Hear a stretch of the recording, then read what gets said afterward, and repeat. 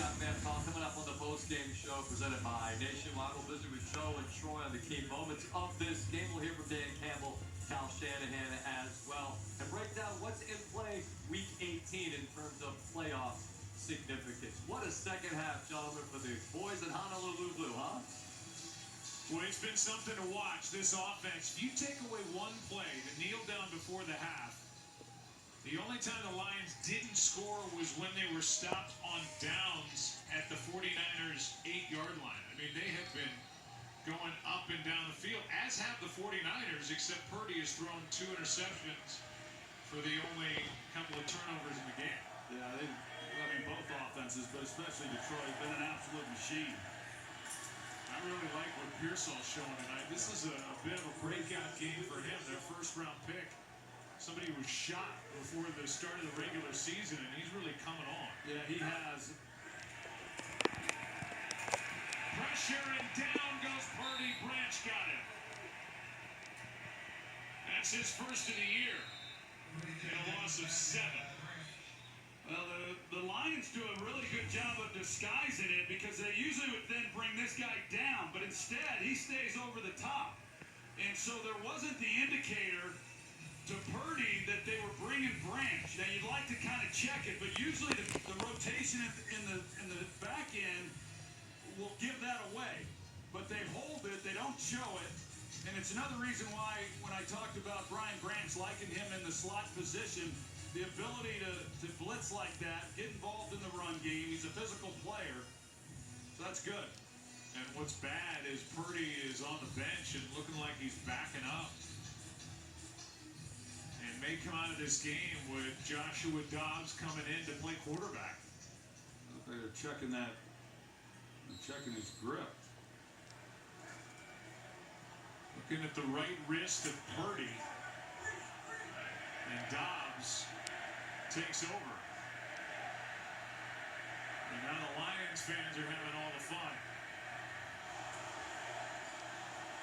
Dobbs fires and completes. Jennings is short of first down yardage. But a nice throw by Joshua Dobbs right off the bench as Purdy is trying to, doesn't even look like he can even try to come back in this game. Yeah, he tossed 2 balls lightly and said he couldn't do it.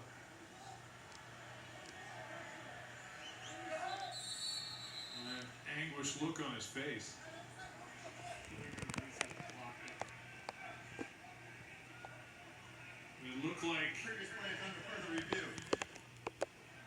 It looked like the receiver Jennings was down inbounds. Here's the hit on Purdy. This is the most important piece of this.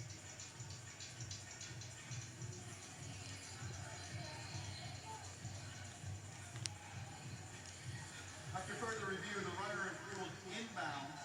The game clock should be reset to 1:39. We'll check with San Francisco to see if they want to use a timeout to avoid the 10-second runoff. Correction, the clock should be at 1:29. And it's up to Kyle Shanahan whether he wants a 10-second runoff to happen or use a timeout. Meanwhile, the hit on Purdy, you know, it was a hard hit. I didn't see where his hand got affected. San Francisco has chosen to accept the 10-second runoff. The game clock should be set at 1:29. We'll start on my signal. There was a face mask on that. They were initially checking the right wrist on the sideline, or the right arm, and got it at the end of that sack by Branch. The clock should be 1:19. My mistake. A moment of truth from Sean Hockley. They're now at 1:19. 2 timeouts remaining for San Francisco. 3rd down and 2.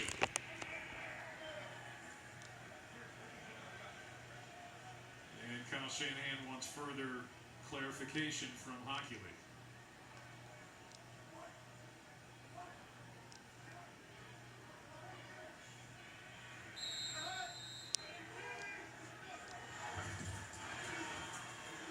Dobbs completes again.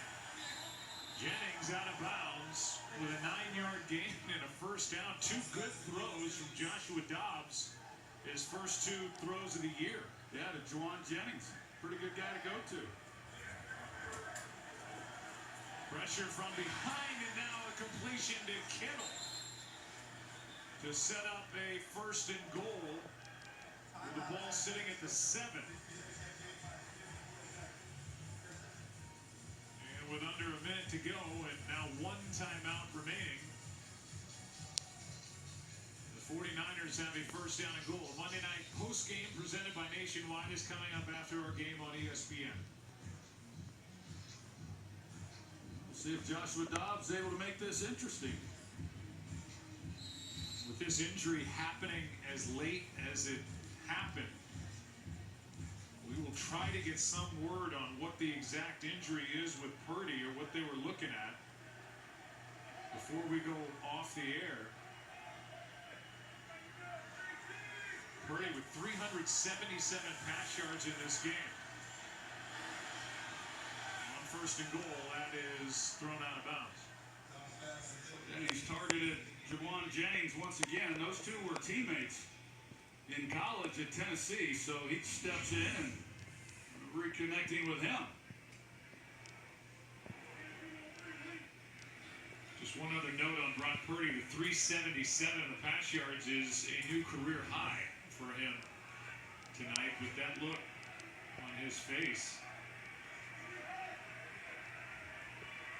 3 touchdowns. He ran for 1, threw 2 interceptions. Here's Dobbs taking off, and he is in for a touchdown. With 43 seconds to go, and an onside kick to follow, as Dobbs is able to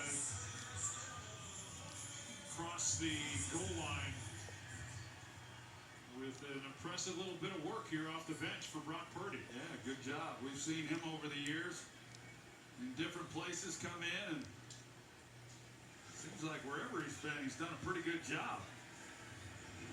Does a good job here tonight on this drive, coming in off the bench without any notice and leading them to the touchdown.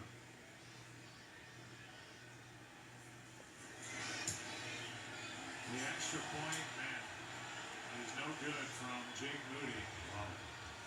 He's missed 2 field goals, and now his first extra point of the season.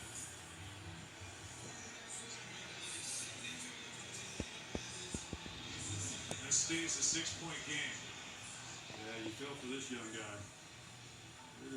It's been a tough year, and it's been an especially rough night.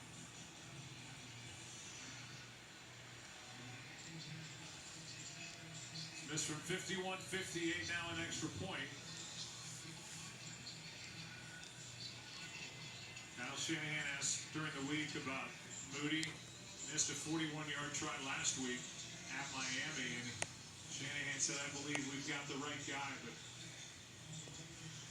might be a different story. You and I were talking during the break that if this was a 49er team that was headed for the postseason, might be a different story for Jake Moody. Yeah, I think it would have to be, quite honestly. Just,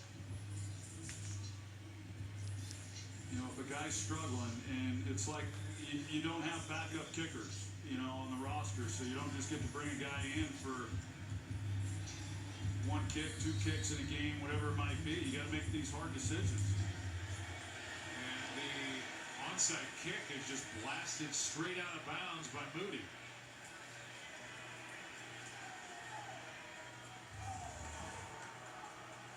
The NFL is now 3 for 48 on onside kick tries. There's Kirby Joseph with the Merton Hanks, and there is Merton Hanks, who picked you off twice. Troy Aikman. It felt like it was more than that.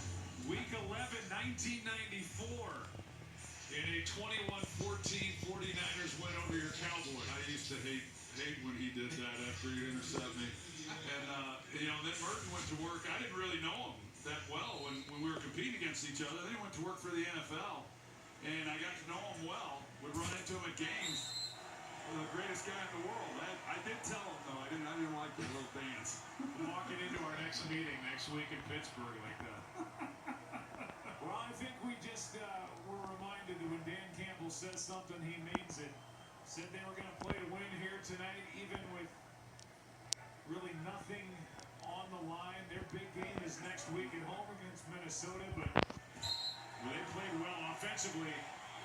They were outstanding in a 6-point win as they'll go to 14-2, adding to their franchise record. And Kyle Shanahan, his group came to play too, and then questions about the health of Brock Purdy after this one. On Saturday, a Week 18 ESPN and ABC doubleheader. Browns and Ravens early, Bengals and Steelers late. This has been a presentation of the NFL on ESPN and ABC. Lions meant it. They come out, they get a win. Time now to send it to Scott Van Pelt. So thank you very much. Coming up on Sports Center, I believe Amon-Ra St. Brown and Jameson Williams are going to join us here on the field to discuss their big victory. Ryan Clark as well. We're going to hear from one of the stars of the game with Lisa Salters following the game. All access in the Lions locker room. What a remarkable second half performance from Dan Campbell's team.